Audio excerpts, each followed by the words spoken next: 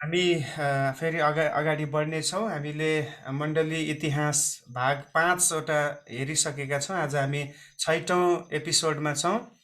अनि हामी पहिलो शताब्दीको मण्डलीलाई नै हामीले हेर्दैछौँ है। पहिलो शताब्दीको मण्डलीको सुरुवातको अवस्थालाई हामीले हेऱ्यौँ। कसरी ख्रिस्टले आफ्नो प्रतिज्ञा पुरा गर्नुभयो अनि त्यसै गरी मण्डली कसरी उहाँको प्रतिज्ञा अनुसार यरुसलेमदेखि विभिन्न ठाउँमा एकदमै एकदम छिटो छिटो गरी बढ्दै गयो भन्ने कुराहरू पनि हामीले गएको हप्ताहरूमा सिक्दै थियौँ। अनि यो मण्डली वृद्धिको पछाडि हामीले देख्यौँ पवित्र आत्माको सक्रियता हामी देख्छौँ। पवित्र आत्मा एकदमै अद्भुत रीतिले काम गर्नुभएको छ। उहाँले साइन्स एन्ड वन्डर्सहरू आफ्नो दासहरूबाट प्रकट गर्नुभएको छ भने त्यसको साथसाथै मण्डली वृद्धि हुनुको पछाडि प्रभुको जुन चेलाहरू थिए उनीहरूको ठुलो भूमिका हामी देख्दछौँ। उनीहरू कुन कुन ठाउँसम्म उनीहरूले सुसमाचारको निम्ति आफैलाई पुर्याए, कसरी उनीहरूले सुसमाचार कस्तो मूल्य चुकाएर उनीहरूले सुसमाचार घोषणा गरे अनि अन्तमा आफ्नो जीवन समेत उनीहरूले दिए भन्ने कुराहरू हामीले सिक्दै थियौँ है। कसरी चेलाहरू अगाडि बढे, कसरी प्रभुले पावलको जीवनलाई चलाउनु भयो, उनको छोटो जीवनमा कसरी उनले मिसनको कामलाई विश्वव्यापी रूपमा फैलाए भन्ने कुराहरू हामीले सिक्यौँ। र त्यति मात्र होइन, चेलाहरू पनि सक्रिय थिए, पावल र उनका सहकर्मीहरू सक्रिय थिए। त्यसको साथसाथै साधारण व्यक्तित्वहरू, साधारण पुरुष र स्त्रीहरू जसले प्रभुको वचन सुने, उद्धारमा आए, उनीहरूभित्र एउटा बोझ आयो कि अब हामीले पाएको कुरालाई हामीले अगाडि बढाउनुपर्छ, अथवा जो व्यक्ति प्रभुको सेवाको लागि बढ्दैछ उनीहरूको साथमा हामी खडा हुनुपर्छ भनेर उनीहरूले पनि आफ्नो तर्फबाट भरमग्दुर उनीहरूले प्रयत्न गरे कि कुनै पनि हालतमा यो राज्य चाहिँ बढ्नै पर्दछ। त्यतिसम्म हामीले हेर्दै थियौँ। सायद गएको हप्ता हामीले हेरेको कुरा चाहिँ मण्डली विस्तारका कारणहरू थिए है। किन मण्डली विस्तार हुँदैछ, कसरी यो चाहिँ बढ्दै थियो भन्ने कुराहरू हामीले हेर्दै थियौँ। त्यसको फेरि एक झलक हामी हेरौँ ताकि हामीलाई एकचोटि रिफ्रेसमेन्ट होस् यो कुराहरूबाट। हामीले हेऱ्यौँ सङ्गति र सहभागिता कति महत्त्वपूर्ण छ भन्ने कुरा, किन त्यो समयमा त्यो सेवा एकदमै बढी थियो। घरेलु सङ्गतिहरू थिए, अहिले जस्तो उनीहरू बृहत रूपमा मेगा चर्चको फर्ममा उनीहरू थिएनन्, तर सानो सानो सङ्गतिहरूमा उनीहरू भेला भएर अगाडि बढ्ने गर्थे भन्ने कुराहरू। अनि हामीले देख्यौँ मण्डली वृद्धिको पछाडि दुःख र सतावट अत्यन्तै ठुलो भूमिका यसले खेलेको हामी देख्दछौँ। सतावट आएपछि मानिसहरू कसरी विभिन्न ठाउँमा उनीहरू पुगे भन्ने कुराहरू है। मण्डलीभित्र दुःख आएका कुराहरू हामी देख्छौँ। मण्डलीभित्रको स्ट्रगलहरू हामीले हेर्दै थियौँ। अब मण्डलीमा सबै कुरा सिद्ध हुन्छ भन्ने छैन। अनि यो तपाईँको र मेरो लागि पनि लेसन हो है। हामी धेरैचोटि भन्ने गर्छौँ, ओहो त्यो मण्डलीमा यस्तो पास्टरले यस्तो गल्ती गरे रे, त्यहाँ यस्तो विश्वासीले यस्तो पाप गर्यो रे भन्ने गर्छौँ। वास्तवमा कुनै पनि मण्डली सिद्ध छैन है। मैले बारम्बार भन्ने गर्छु, मण्डली चाहिँ सन्तहरू भेला हुने क्लब होइन, यो चाहिँ पापीहरू आउने एउटा हस्पिटल हो। त्यसमा पापीहरू आए भने त पापको उनीहरूको साथसाथै समस्या पनि आउँछन्। अनि त्यो समस्याले अब कहिले कहिले अब सबै मानिस भएकोले गर्दा स्वर्गदूत होइन, अनि त्यहाँनिर कतिचोटि सानो सानो कमजोरीहरू इस्युहरू आउने गर्छ। अब त्यो इस्युलाई ठुलो बनाउनु, त्यसलाई बढ्न दिनु चाहिँ अर्को ठुलो समस्या हो।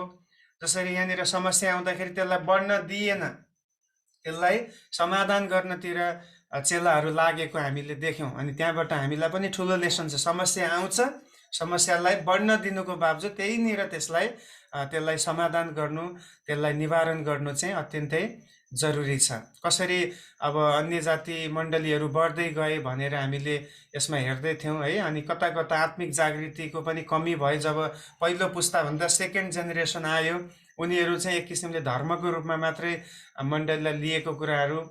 अनि अर्को चाहिँ मण्डलीभित्र झुटा शिक्षा र झुटा अगमवक्ताहरूले पनि धेरै दुःख दिएको कुराहरू हामीले सिक्दै थियौँ है। मोटामोटी कुराहरू गएको हप्ता यो थियो। अब हामी क्लासमा हेर्नेछौँ बाहिरबाटको सतावट, पर्सिक्युसन फ्रम आउटसाइड है। अब अहिलेसम्म हामीले हेरेको भित्रको समस्या थिए। अब मण्डलीभित्र झुटा शिक्षा भनेको त भित्रबाट आउने कुराहरू भए, यो त क्रिस्चियनबाट आएको होइन। क्रिस्चियनहरूबाट आएको हो। मण्डलीभित्रको समस्या बाहिरको मान्छेले ल्याएको होइन, मण्डलीभित्र उद्धार पाउनेहरूले नै ल्याएको हो है। इत्यादि कुराहरू हामीले हेऱ्यौँ भने अब चाहिँ पहिलो शताब्दीमा कसरी बाहिरबाट कुन कुन क्षेत्रबाट कस्तो कस्तो किसिमको सतावटहरू आए भन्ने कुराहरू हामी आजको क्लासमा हामी फोकस गर्नेछौँ। अब हामीले ध्यान दिनुपर्छ, मण्डली स्थापनासँगै बाहिरबाट विरोध र सतावट पनि प्रारम्भ भएको हामी पाउँछौँ है। जस्तै मण्डली स्थापना भयो, हामी के देख्छौँ भन्दाखेरि मण्डली त बढ्दैछ। अब कति कुराहरू बाइबलमा पुरा लेखिएको पनि हुँदैन कि यो ठाउँमा यस्तो भयो भनेर अब पुरा त्यसको विवरण त दिएको हुँदैन। तर हामीले बुझ्नुपर्छ, कुनै पनि असल काम हुँदाखेरि त्यो असल कामलाई बिगार्नको निम्ति बाहिरबाट समस्या आउने नै गर्छ भने अब गएको हप्ता पनि मैले यसको बारेमा चर्चा गरेको थिएँ। झन् प्रभुको काममा त बाधा झन् आउँछ, किन शैतानलाई थाहा छ, शैतानले जहिले पनि यो कुरा सोचिरहेको छ सुरुदेखि नै, यदि मैले परमेश्वरको मानिसहरूलाई खुल्ला छोडिदिएँ भने, परमेश्वरको काम बढ्यो भने, परमेश्वरको राज्य बढ्यो भने मेरो राज्य कम हुन्छ भन्ने कुराको डर शैतानलाई सुरुदेखि नै छ। त्यसकारण बारम्बार धर्मी मानिसहरूलाई शैतानले हमला गर्ने, उनीहरूको जातिलाई नै कतिचोटि नष्ट गर्ने यस्ता किसिमका रणनीतिहरू बनाएको हामी पाउँछौँ। तर हरेक ठाउँमा शैतान फेल नै भएको छ, किनभने परमेश्वरको कामको विरोधमा कोही खडा त होला तर त्यो टिकिरहन चाहिँ सक्दैन। हालेलुया। विरोध त गर्छ होला मान्छेले, तर त्यो लङ लास्टिङ हुँदैन। र मैले धेरै सुनेको छु विरोध गर्ने व्यक्तिहरूको कतै न कतै उनीहरूले जीवनमा केही सबक सिकेको छ, उनीहरूले केही यस्तो चेतावनीहरू पाएको छ, परमेश्वरले उनीहरूलाई लाठी लगाउनु भएको छ, कतिजनाको शारीरिक डेथ भएको छ, कतिजना बिमारीले सताइएको छ, कतिको यस्तो किसिमका विरोधमा भएकाहरूको जीवनमा शान्ति छैन है, अशान्तिले भरिएका छन्। यी कुराहरू हामी देख्छौँ। अब शैतानले जुन प्रकारले मण्डलीलाई नष्ट गर्न खोजे पनि त्यो काम कहिले पनि सफल हुँदैन, किनभने मण्डली चाहिँ हामीले हेऱ्यौँ मत्ती 16:18मा, म मेरो मण्डली यस चट्टानमाथि स्थापित गर्नेछु। हालेलुया। सो चट्टानमाथि भएको मण्डलीलाई सतावटले पनि त्यसलाई हटाउन सक्दैन, सतावटले त्यसलाई नष्ट पार्न सक्दैन भन्ने कुरा हामी देख्छौँ। के पदहरू हामी पढौँ। अब यो सतावट र विरोध आउने कुरा येशूले पहिलेदेखि नै बारम्बार बताउनुहुन्थ्यो। हामी मत्ती 10 अध्यायको 16देखि 20 पदसम्म हामी पढ्नेछौँ है। यहाँनिर येशूले के भन्दै हुनुहुन्छ, चेतावनी दिँदै हुनुहुन्छ आफ्नो चेलाहरूलाई। हेर, म तिमीहरूलाई बाँसोहरूका बीचमा भेडा झैँ पठाइरहेछु। यसकारण तिमीहरू सर्प झैँ चनाखो र ढुकुर झैँ निर्दोष हौ, तर मानिसहरूदेखि होसियार हौ, किनभने तिमीहरूलाई अदालतहरूमा सुम्पिदिनेछन् र तिनीहरूका सभाघरहरूमा तिमीहरूलाई कोर्रा लगाउनेछन्। हजुर, यो ठ्याक्कै यो कुराहरू पुरा भएको छ है। उनीहरूलाई सभाघरहरूमा सुम्पिएको, इभन येशूलाई पनि त्यस्तै गरिएको छ। उहाँलाई सभाघरमा सुम्पिएको छ, महासभाको अगाडि उहाँलाई बेइज्जत गरिएको छ। त्यसपछि अनि कोर्रा लगाउने छ, येशूलाई पनि लगाइयो। र पावलले भन्छ कतिचोटि उनले कोर्रा खाएको छन् होइन। जब हामी कोरिन्थीको पत्रमा अहिले हामी हेर्ने पनि छौँ, उनले कोर्राहरू कति सहेको छ। यो सबै कुरा यसोले पहिले नै अगावै उहाँले भन्दै हुनुहुन्छ। अनि त्यसपछि 18मा पनि, तर जब तिनीहरूले तिमीहरूलाई पक्राइदिन्छन् तब कसरी र के बोलाउला भनी फिक्री नगर, किनभने तिमीहरूले के बोल्नु पर्ने हो त्यही घडी तिमीहरूलाई बताइनेछ। 20 पद पनि, किनभने बोल्ने तिमीहरू आफै हुने छैनौ, तर तिमीहरूका पिताका आत्मा तिमीहरूद्वारा बोल्नु हुनेछ। हेर्नुहोस्, आमेन। प्रभुले यहाँ भन्दै हुनुहुन्छ है कि कसरी तिमीहरूले कस्तो सामना गर्नुपर्छ भन्ने कुरा अगावै प्रभुले जानकारी गराइसक्नु भएको छ। किन यही हो क्रिस्चियनहरूले अन्तमा क्रिस्चियनहरूले भोग्ने भनेको सतावट नै हो। सतावट, विरोध, खेदो, निन्दाहरू चाहिँ क्रिस्चियन जीवनको हिस्सा नै हो। त्यसैले यो नौलो कुरा होइन है क्रिस्चियनहरूको लागि। अब अहिले हामी धेरै सतावटमा भएकोहरूको लागि प्रार्थना गर्छौँ। यो अनादि, यो चाहिँ सुरुदेखि नै हुँदै आएको छ र अन्तसम्म यो चाहिँ हुने नै छ। किनभने शैतान जहिले पनि प्रभुको कामको विरोधमा खडा भएर प्रभुको कामलाई रोक्न चाहन्छ। अनि त्यसै गरी यूहन्नाको सुसमाचारहरूमा पनि हामीले पढ्यो भने त्यहाँ पनि धेरैचोटि यसोले यी कुराहरू भन्नुभएको छ। यूहन्ना 15:19 पदलाई हामी पढौँ। त्यहाँनिर येशूले आफ्नो चेलाहरूलाई के भन्नुहुन्छ हेर्नुहोस् त। यदि तिमीहरू यस संसारका हुँदा आउँदा संसारले तिमीहरूलाई आफन्त ठानी माया गर्ने थियो, तर तिमीहरू यस संसारका होइनौ, तिमीहरूलाई संसारबाट मैले चुने, यसकारण संसारले तिमीहरूलाई घृणा गर्दछ। भनेपछि यहाँ एउटा रिजन छ किन क्रिस्चियनहरूलाई घृणा र निन्दा आउँछ या सतावट आउँछ भन्दा, किनभने तिनीहरू यो संसारको होइन रे, तिनीहरू यो संसारबाट उद्धार पाएकाहरू हुन्, यो संसारबाट अर्को राज्यमा, स्वर्गीय राज्यमा जानको निम्ति बोलावट पाएकाहरू हो। त्यसकारण अब संसारले भन्छ यहाँ बस्ने हो भने यहाँको जस्तै हौ, तर अब माथि जाने व्यक्तिहरूले त्यहाँको जस्तो आफूलाई बनाउँदैनन्। त्यसकारण उनीहरूले फेरि के गर्छन्, त्यसलाई विरोध गर्न थाल्छन्, त्यसलाई निन्दा गर्न थाल्ने कुराहरू त्यहाँबाट सुरु हुन्छ। त्यस कारण हामीले यसरी बुझौँ, हामी यो संसारको नभएकोले गर्दा यो संसारले हामीलाई चिनेको छैन। यो अत्यन्तै सान्दर्भिक हुन्छ है। यदि संसारको हो भने त के गरी राख्ने थियो रे? यहाँ तल यसोले भन्नुभयो, यदि तिमीहरू संसारको हो भने त तिमीहरूलाई आफ्नो ठानी, आफन्त ठानी माया गर्ने थियो। आफन्तहरूलाई माया गरिन्छ, आउँदाखेरि स्वागत गरिन्छ होइन। त्यस्तै हामी यो संसारका भएको भएदेखि या यो संसारमा हामी जिउने भएको भए, संसारकै लागि हामी बनाइएको भएदेखि चाहिँ हामी पनि आदर पाउने थियौँ रे संसारबाट, तर हामी यो संसारका होइनौँ, त्यसकारण यो भएको छ। 16 अध्यायको 1देखि 3 पदसम्म पनि हामी पढौँ त्यसैको। यूहन्ना 16को 1देखि 3। तिमीहरूले ठोकर नखाओ भनेर नै मैले यी कुरा तिमीहरूलाई भनेको हुँ।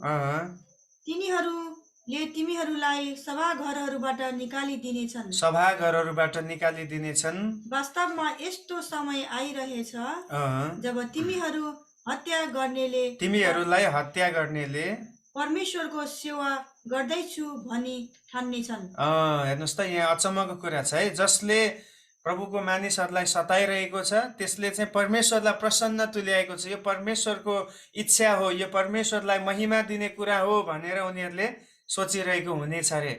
भनेपछि उनीहरूको ठाउँबाट हेर्दा पनि कता कता ठिक देखिन्छ। हामीले यदि अर्को धर्मको मान्छेलाई मार्यो भने यसले परमेश्वरलाई प्रसन्न तुल्याउँछ भन्ने उनीहरूको त्यो सोचमा उनीहरूले यो गर्ने रहेछ। उनीहरूको भ्यूमा उनीहरू पनि ठिक जस्तो देखिन्छ होइन, किन हामीले परमेश्वरको काम गर्दैछौँ। त्यहाँ यसोले त्यही त भन्नुभयो, तिनीहरूले तिमीहरूलाई मार्दा, तिमीहरूलाई दुःख दिँदा यसले परमेश्वरको सेवा गर्दैछु भन्ने सोचमा उनीहरूले गरेको छ अरे। अब कुन चाहिँ धर्मशास्त्रले यस्तो सिकाउँछ कि अरूलाई दुःख दिँदा परमेश्वर प्रसन्न हुनुहुन्छ? बाइबलले त कहीँ पनि कतै सिकाउँदैन, अरू धर्मशास्त्रले पनि सिकाउँदैन हो। धर्मशास्त्रले यो चाहिँ सिकाउँछ, पापलाई चाहिँ नष्ट पारिनुपर्छ, पापीलाई होइन है। पापी र पापमा धेरै ठुलो फरक छ, पापलाई। अनि प्रभुले त्यही भन्नुभयो, म पापीलाई बचाउन आएको हो, तर त्यो भित्र भएको पापलाई चाहिँ म मार्नेछु। कसरी? म मेरो आफ्नै जीवन क्रुसमा बलिदान गरेर तिनीहरूको पापलाई क्षमा गरेर त्यो खत्तम गरिदिनेछु। हालेलुया। अनि त्यसपछि 3मा तिनीहरूले यी काम गर्नेछन् किनभने तिनीहरूले पितालाई चिनेका छैनन् र मलाई पनि चिन्दैनन्। हेर्नुहोस्, जसले वास्तवमा यिनीहरूले परमेश्वरलाई चिनेकै छैन। अब यो यहुदीहरूकै विषयमा गरिएको कुरा हो। फेरि उनीहरूले भन्छ, उनीहरूको घमण्ड यही छ, हामी त परमेश्वरको सन्तान, हामी त अब्राहमको सन्तान भनेर एकदम उनीहरूले धाक लाउँथे। यसुसँग पनि कतिचोटि डिस्कस पर्छ है। 8 अध्यायमा पढ्यो भने उनीहरूले यस्तो भन्छन् कि तिमी त भर्खर अस्ति जन्मेको मान्छे, हामी त अब्राहमको सन्तान भनेर भन्छन्। तर यहाँ यसुले के भन्दै हुन्छ, तिनीहरूलाई भन्दै हुन्छ, तिमीहरूले त्यो पितालाई चिनेकै छैनौ। यदि चिनेको भएदेखि तिमीहरूले यस्तो काम गर्ने नै थिएनौ, किनभने पिताले कहिले पनि यस्तो काम गर्न तिमीहरूलाई लगाउनु हुन्न। वचनले कहिले पनि त्यस्तो काम गर्न लगाएको छैन है। अब हामीले तल हेर्दै गए पत्रुस र यूहन्नाको सेवादेखि जल्नेहरूले के गरेको छ? त्यहाँ खेदो गरेको छ, विरोध गरेको छ, हातपात गरेको छन् उनीहरूलाई है। अनि थुनामा राखिएको छ इत्यादि कुराहरू हामी देख्छौँ। अब प्रेरितको पुस्तक 4 अध्यायको 2 र 3 पद हामी पढौँ। त्यहाँनिर हेर्नुहोस् त, सुरु भयो। अब यसोले भनेको कुरा उनीहरूले अब भोग्न थालिसके। यहाँनिर उनीहरू रिसाएका थिए अँ, किनकि येशूमा पुनरुत्थान हुन्छ भन्ने कुरा तिनीहरूले मानिसहरूलाई सिकाउँदै थिए अँ, र घोषणा गर्दै थिए। तब उनीहरूले यिनीहरूलाई पक्रेर भोलिपल्टसम्म थुनामा राखे अँ। किनभने त्यस बेला साँझ परिसकेको थियो। अब हेर्नुहोस्, यहाँनिर अघि यसुले यो मत्ती 10 अध्यायमा, यूहन्ना 15-16 अध्यायमा भनेको कुरा यहाँ अक्षरश पुरा हुँदैछ।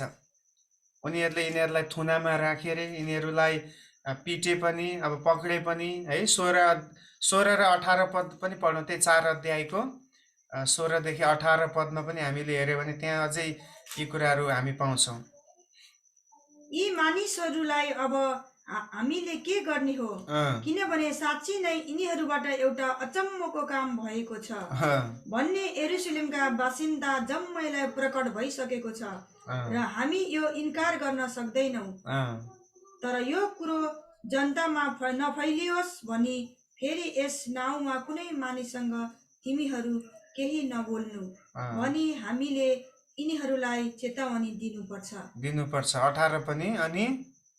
अनि यिनीहरूलाई बोलाएर अब उपरान्त येशूको नाउँमा येशूको नाउँमा नबोल्नु र कुनै शिक्षा नदिनु भनी अँ, तिनीहरूले आज्ञा दिए। हेर्नुहोस्, अब उनीहरूलाई यहाँ कडा रूपमा एकदम यहाँ चाहिँ एक किसिमको थ्रिटन आएको छ है। अब उपरान्त चाहिँ एकचोटिको लागि मौका छ, अब उपरान्त तिमीहरूले फेरि कहिल्यै त्यो नाउँमा नबोल्नु।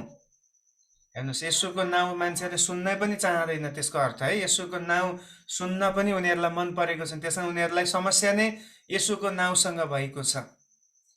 अब हामीलाई थाहा छ, येशूको नाउँमा हामी जब हेर्छौँ, परमेश्वरको वचनले भन्छ त्यो नाउँलाई सबैभन्दा माथि उचालिएको छ, सबैभन्दा ठुलो र महिमित नाउँ येशू नाउँ हो आज।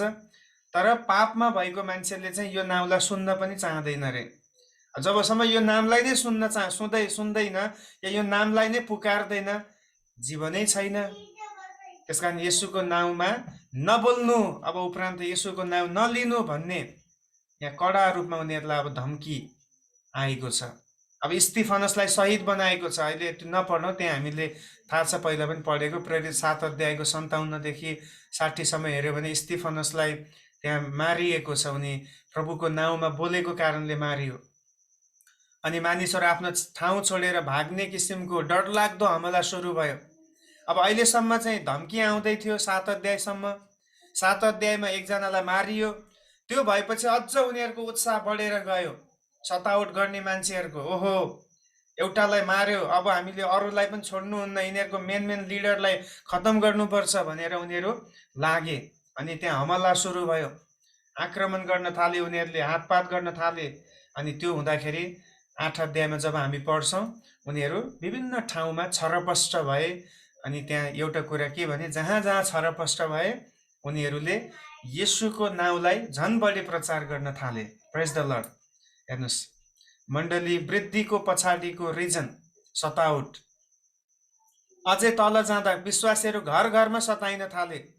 प्रेरित 9को 2 र 3 पद हामी पढौँ। त्यहाँनिर प्रेरित 9 अध्यायको 2 र 3मा पावल, होइन, अब हामीले पहिला पनि पावलको जीवनी अस्ति हेर्दा देख्यौँ, घर घरमै उनी सताउने अख्तियार लिएर जाँदैछन्। 9 अध्यायको 2 र 3 पद। र तिनले यस मार्गमा पुरुष होस् या वा स्त्री जसलाई फेला पारे पनि तिनीहरूलाई बाँधेर यरुशलेममा ल्याउन पाऊँ भनी दमस्कका सभाघरहरूको नाउँमा पुर्जी मागे। हेर्नुहोस्, हुन्छ यति नै। अब यहाँ हामी देख्छौँ त्यस मार्गका भनेको क्रिस्चियन मार्गमा लागेकाहरू, विश्वासको मार्गमा हिँडेकाहरू, जोसुकै होस्, पुरुष या स्त्री, तिनीहरूलाई के गर्ने? बाँधेर यरुशलेममा ल्याउन पाऊँ।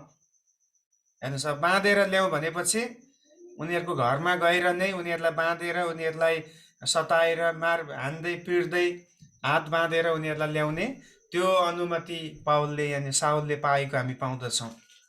उनीहरू घर घरमै सताइन थाले। अब पहिला चाहिँ चर्चमा जाँदा सताइन्थ्यो अथवा कहीँ गएर प्रचार गर्दा सताइन्थ्यो। अब चाहिँ घरभित्र नै क्रिस्चियन भनेर थाहा पाएपछि घरभित्रै आएर उनीहरूलाई हमला हुन थाल्यो। त्यसको अर्थ उनीहरूले घर पनि त्याग्नुपर्ने अवस्था आयो है। त्यति गाह्रो थियो। हेर्नुहोस् त, पहिलो शताब्दीमा राजा हेरोदले याकुबलाई तरवारले काटेर मारेको छ। प्रेरित 12 अध्यायको 2 पदमा हामीले हेऱ्यौँ भने पत्रुसलाई कैदमा राखेको छ, उनलाई पनि अब मार्ने तयारी हुँदैछ। तर प्रभुको अनुग्रहमा यो पटक पत्रुसलाई छुटकारा मिलेको छ। अनि पावलले भोगेको दुःख कष्टको बारेमा हामी दोस्रो कोरिन्थी 11 अध्यायको 24 देखि 33 मा पढ्यो भने त्यहाँ लामो विवरण पाउँछौँ। कति उनले दुःख भोगे, कति उनको जीवनमा उनले शास्ति पाए भन्ने कुराहरू एकचोटि त्यसलाई पढौँ हामी। हेर्नुहोस् त, हामीले पावलको राम्रो राम्रो राम्रो कुरालाई हेऱ्यौँ। उनले यहाँ गए, मण्डली स्थापना गरे, त्यहाँ गएर चेला निर्माण गरे, त्यहाँ गएर उनले अचम्मको रीतिले आश्चर्य कामहरू गरे, यहाँ गएर वचन सिकाए भनेर त हामीले पढ्यौँ। तर उनको दुःख, उनको कष्ट, त्यो सुसमाचारको खातिरमा उनले भोगेको समस्या यहाँ उनले व्याख्या गरेको छ। त्यसको विषयमा हामी त्यसलाई पढौँ। दोस्रो कोरिन्थी 11 अध्यायको 24 देखि 33 सम्म पढौँ। 5 पल्ट मैले यहुदीहरूका हातबाट 1 कम 40 गरी कोर्रा खाएँ। 5 पटक भनेपछि अब 39 लाई तपाईले 5 मा मल्टिप्लाई गर्नुस्, कति हुन्छ हेर्नुस्। 195 पटक है। 40 पंचे 200, 39 पंचे 195, 195 पटक उनले कोर्रा सहेको रहेछ। त्यसको अर्थ किनभने एक पटकको कोर्रामा 39 कोर्रा लाग्छ। यदि एकचोटि यसलाई कोर्रा लाऊ भने एक कोर्रा होइन, त्यसमा 39 कोर्रा हुन्छ। 39 कोर्राको बल्ल एउटा कोर्रा मानिन्छ भने 5 पटक उनले यसरी कोर्रा खाए है। अनि त्यसपछि 3 पल्ट मलाई लौराले पिटे, 1 पल्ट ढुङ्गाले हाने, 3 पल्ट म चढेको जहाज ध्वस्त भयो। एक दिन एक रात मैले समुद्रमा नै बिताएको छु। मेरो बारम्बारको यात्रामा म नदीहरूका जोखिममा परे, डाकुहरूका जोखिममा, आफ्नै जातिका मानिसहरूका जोखिममा, अन्य जातिहरूका जोखिममा, सहरको जोखिममा, उजाड स्थानको जोखिममा, समुद्रको जोखिममा, झुटा भाइहरूबाट आउने जोखिममा। अब हेर्नुहोस्, यहाँनिर बाहिर बाहिरको समस्या पनि छ, झुटा भाइहरूबाट पनि जोखिम भयो। अब कतिजना अगुवाहरूले पनि उनलाई विरोध गर्न थाले भन्ने कुरा है, त्यो हामी देख्छौँ पनि। कतिजनाको नाम पनि उनले तोकेको छ। पहिलो तिमोथीमा हामीले पढ्दाखेरि 2 जनाको नाम तोक्छ। यिनीहरूलाई मैले शैतानकै हातमा सुम्पिदिएँ किन यिनीहरूले मसँग धेरै खराबी गरे भनेर पनि पावलले भन्छन् है। अनि अझै तल परिश्रममा र कष्टमा, कति कति अनिदो रातमा, भोक र प्यासमा, एक रातको निन्द्रा बिग्रियो भने टाउको दुख्छ हाम्रो है। यहाँ त पावलको कति कति रात, त्यो गन्ती नै छैन। कति कति रात उनले निन्द्रा उनले पाएको छैन है सुसमाचारको खातिर। अनि बारम्बार उपवासमा, ठण्डी र नगन्यतामा परे। नग्नतामा है, ठण्डी र नग्नतामा भनेको अर्थ ठन्डा समयमा पनि राम्रो लगाउनको लागि यथेष्ट उनले पाएको थिएन कपडा। सुसमाचारको निम्ति अब कति ठाउँमा पुग्थ्यो जब अब उनलाई राम्रोसँग यात्रा गर्ने या घर रहनको लागि बस्ने ठाउँ नपाउँदाखेरि, अब जाडोमा ब्ल्याङ्केट नपाउँदा त जाडो हुने नै भयो। यस्तो किसिमको कष्ट है, एकदमै त्यो हामी त्यसलाई सायद अहिले हामी घरमा बसेर सबै कुरा गरेर यसलाई अनुभव, यसलाई त्यति हामी नजिकबाट त त्यसलाई बुझ्न सक्दैनौँ। तर यस्तो हामीले कमसेकम हेर्न सक्छौँ उनले के कुरा कसरी सहे भन्ने कुरा है हामी यहाँनिर देख्दछौँ। पढौँ हामी अझै तल पनि। अनि अरू कुराहरू बाहेक सबै मण्डलीहरूका फिक्रीको बोझ म माथि छ। उनको बोझ चाहिँ केमा छ रे? उनको बोझ चाहिँ उनीमाथि दुःख आएको कुरामा छैन, तर मण्डलीहरूको विषयमा उनको बोझ छ। हालेलुया। हेर्नुहोस्, दर्शन पाएको व्यक्तिको फरक यो। दर्शन पाएको व्यक्ति र एउटा अब भनौँ बोलावट पाएको व्यक्ति र बोलावट नपाइकन सेवा गर्ने व्यक्तिको यो भिन्नता हुन्छ है। बोलावट नपाइकन सेवा गर्ने व्यक्तिलाई केही पर्यो भने उसले दिनरात त्यही विषयमा मात्रै सोध्छ, ओहो मलाई यस्तो भयो, मेरो जीवनमा यस्तो कष्ट आयो, प्रभु किन किन कसरी कहिले छुटकारा आउने भन्छ। तर जो व्यक्ति बोलावटको अनुभव गरेर बोलावटमा जिउँदैछ त्यो व्यक्तिलाई जस्तोसुकै परिस्थिति आओस् उसको फोकस चाहिँ परमेश्वरको राज्य हुने गर्छ। सो पावलले यहाँ त्यही भन्छ, यस्तो यस्तो कुराहरूबाट म सताइँदा पनि मैले त्यो कुरा मेरो लागि बोझ भएन। मेरो बोझ, मेरो कन्सर्न चाहिँ अझै मण्डली कसरी बलियो बनाउने, कसरी मण्डली स्थापना गर्ने, कसरी मानिसहरूलाई जित्ने, त्यो मेरो थियो। अनि यसले तपाईँलाई र मलाई पनि च्यालेन्ज यहाँ मिल्दछ प्रियो। आज तपाईँको र मेरो फोकस, तपाईँले र मैले के कुरालाई हाम्रो जीवनमा एकदमै महत्त्व ठानेर केलाई हामीले स्थान दिइरहेका छौँ। हामी सबैको जीवन प्यारो छ, यसलाई इन्कार गर्नु भनेको पनि होइन, तर त्योभन्दा पनि ठुलो कुरा हाम्रो जीवनबाट परमेश्वरको काम हुनुपर्छ, परमेश्वरको महिमा हुनुपर्छ, अनि परमेश्वरले हामीलाई दिनुभएको बोलावट पुरा हुनुपर्छ। उहाँको बोलावट हाम्रो जीवनमा पुरा भएन भने जतिसुकै हामीले आशिष पाए पनि, जतिसुकै यसो आराम गरे पनि, जतिसुकै हाम्रो जीवनमा हामीले सुखको अनुभव गरे पनि अन्तिममा त्यो सबै हाम्रो लागि आशिषको कारण बन्ने छैन प्रिय। त्यसमा मुख्य कुरा मेरो जीवनमा कतिको मैले म परमेश्वरको बोलावटप्रति जिम्मेवार छु, कतिको मेरो बोलावटलाई मैले बोझको साथमा एकदम ठुलो त्यसलाई एउटा वर्णनको रूपमा मैले लिएर सेवा गर्दैछु भन्ने कुरा हाम्रो लागि यहाँनिर चुनौती छ है। उनले भन्दैछ कि यी कुराहरू बाहेक अरू मण्डलीहरूको फिक्रीको बोझ म माथि छ अरे। अनि 29मा को दुर्बल छ र म चाहिँ छैन। अब उनले भन्न खोजे के हो, म पनि त दुर्बलै व्यक्ति हुँ, आखिरमा म स्वर्गदूत त होइन भन्दैछन् है। अब दोस्रो कोरिन्थीमा पावलले अलिकति एकदम एक्सप्लोर भएर क्या एकदमै खुलेर उनले आफ्नो कुरालाई यहाँ राख्दैछन्।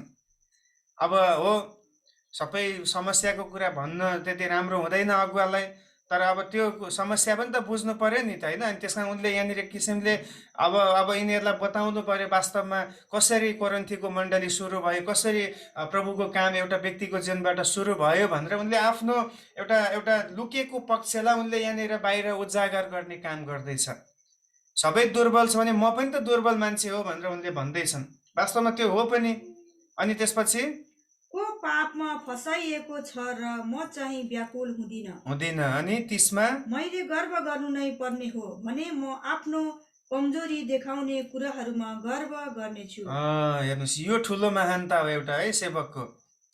गर्व गर्ने कुरा चाहिँ मैले यति गरेँ भनेर होइन रे, तर मेरो कमजोरीलाई पनि स्वीकार गर्ने कुरामा म गर्व गर्छु। हालेलुया। कति ठुलो है स्पिरिट छ पावलभित्र। हेर्नुहोस् त, मेरो गर्व भनेको चाहिँ बरु मेरो कमजोरीहरूलाई अरूको सामुन्ने स्वीकार गर्नमा, आफ्नो गल्तीहरूलाई मानिलिनमा म त्यसमा गर्व गर्छु भन्दैछ। धेरै कुरा छ है पावलको जीवनबाट। हामी हुन त लाइफ अफ ख्रिस्टको जीवनीबाट धेरै कुराहरू सिक्छौँ।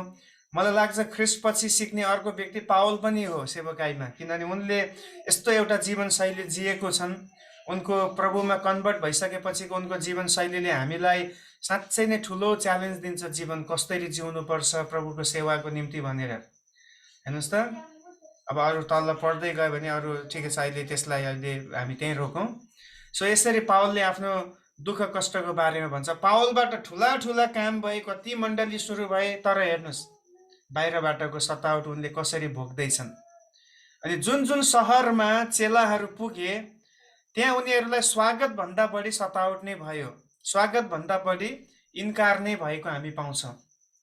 हो, चिनेको मान्छेहरूले त स्वागत गर्थे, तर धेरै नचिन्ने मान्छेहरू थिए। त्यसका उनीहरूको एक्सपेक्टेसन्स चाहिँ यहाँ हामीलाई आदर मिल्छ भन्दा पनि उनीहरूको माइन्ड एकदम सेट भइसकेको छ। अब हामी त दुःख कष्टकै लागि बोलाइएको हो, यसै दुःख उसै दुःख भनेर उनीहरू प्रभुको काममा अगाडि बढी नै रहन्थे। उनीहरू कहिले पनि पछाडि मुडेर पछाडि फर्केर हेर्ने उनीहरूले बानी बसालेनन्, किन उनीहरूले माइन्ड सेट गरे हामी अगाडि बढ्नेछौँ।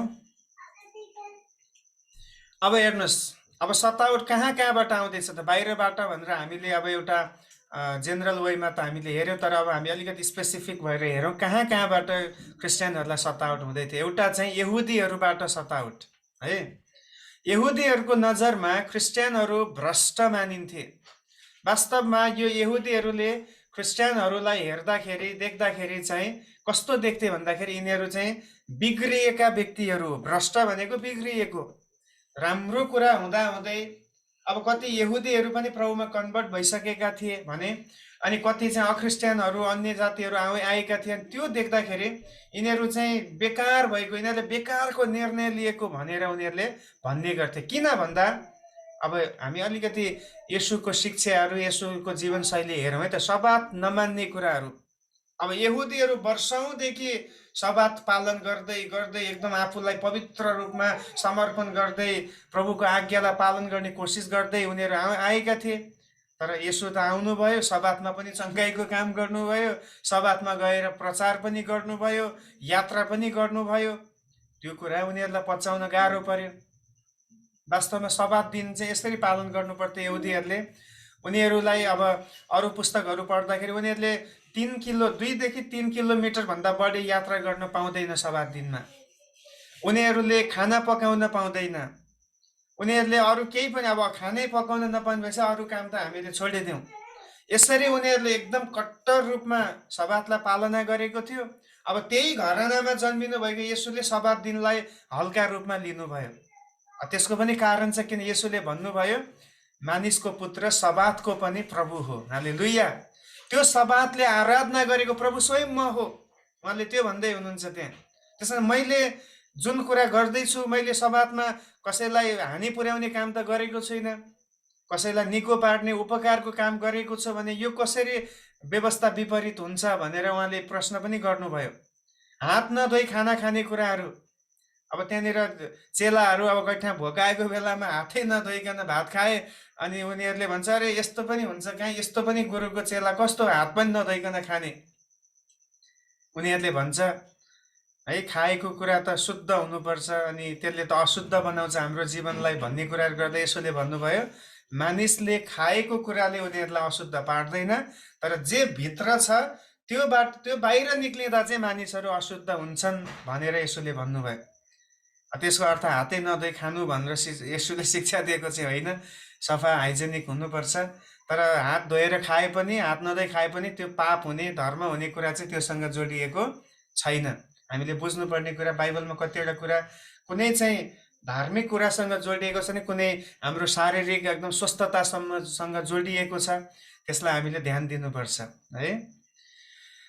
येशूले परमेश्वरको पुत्र भन्दा ईश्वर निन्दा सम्झी उहाँलाई क्रुससम्म पुर्याए र चेलाहरूले त्यही क्रुसमा मरेको येशूलाई प्रचार गर्दा यिनीहरू चिडिन्छन्। अब तपाईँले बुझ्नुभयो किन यिनीहरूले क्रिस्चियनहरूलाई भ्रष्ट मान्थे भन्दा येशू चाहिँ एउटा अब ईश्वर निन्दा गरेको है, उहाँ चाहिँ एउटा मानिस भएर नि म परमेश्वरको पुत्र हुँ भनेर भन्यो भनेर उहाँलाई त्यो आरोप लगाएर क्रुसमा त्यहाँ मारेको कुरा हामी देख्छौँ। अनि पछि गएर अब यही चेलाहरूले त्यही येशूको बखान गर्दा त्यही येशूको प्रचार गर्दा उनीहरूलाई अब टाउको दुख्न थाल्यो।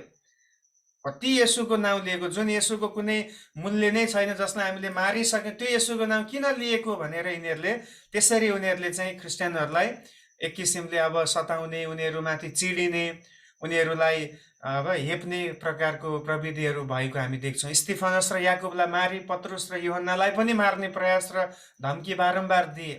पाउल र अरू क्रिस्चियन सेवकहरूलाई धेरै सताए र क्रिस्चियन विश्वासलाई रोक्ने धेरै प्रयास गरे, तापनि प्रभुको कार्य चाहिँ बढी नै रह्यो। यिनीहरूले धेरै कोसिस गरे। सबभन्दा पहिलो चरणमा आएको सतावट चाहिँ यहुदीबाट थियो, यिनीहरूले नै हो रोक्न खोजेको। येशूलाई पनि क्रुसमा मार्नको निम्ति बाटो तयार गर्ने यिनीहरू नै हो। रोमी सरकारलाई के थाहा थियो र येशू कहाँ जन्मिनु भएको, येशूले के गर्दै, उहाँहरूलाई थाहा थिएन। तर यी यहुदी गुरुहरूले गएर अब रोमी हाकिमलाई गएर, पिलातुसलाई गएर, अरू अधिकारीहरूलाई गएर भन्छन् कि हाम्रो धर्ममा एकदमै ठुलो आँच आउन लागेको छ, यो व्यक्तिलाई मार्नुपर्छ। त्यसपछि त्यहाँ महासभाले निर्णय गरिसकेपछि उहाँलाई पक्रिने तर्खर गरिन्छ अनि यहुदा इस्करियोत पनि ठ्याक्क त्यसमा सामेल भएर धोका दिन पुगेको हामी पाउँछौँ। सो पहिलो चरणमा चाहिँ क्रिस्चियनहरूलाई बाहिरबाट आउने सताउने समूह भनेको स्वयं यहुदीहरू नै थिए। उनीहरूले सताउनुको कारण पनि तपाईँले बुझ्नुभयो। येशू भनेको कुनै मूल्य नभएको व्यक्ति, त्यो चाहिँ ईश्वर निन्दा गर्ने व्यक्ति, व्यवस्थाको विपरीतमा सिकाउने व्यक्ति भनेर उनीहरूको आरोप त्यही नै थियो। सब्बात मान्दैन यसले सब्बातको दिनमा पनि बालाहरू चुडेर खान्छ, यात्रा गर्छ, काम गर्छ है, हात नधोई खाना खान्छ, आफैलाई परमेश्वरको पुत्र भनेर यसले त्यस्तो किसिमको उपाधिलाई घोषणा गर्छ इत्यादि आरोप चाहिँ येशूमाथि यहुदीहरूले लगाएको थियो। त्यसकारण उनीहरूले क्रिस्चियनहरूलाई पनि अहिले मन पराउन छोडे। यो समयमा अगाडि बढौँ है।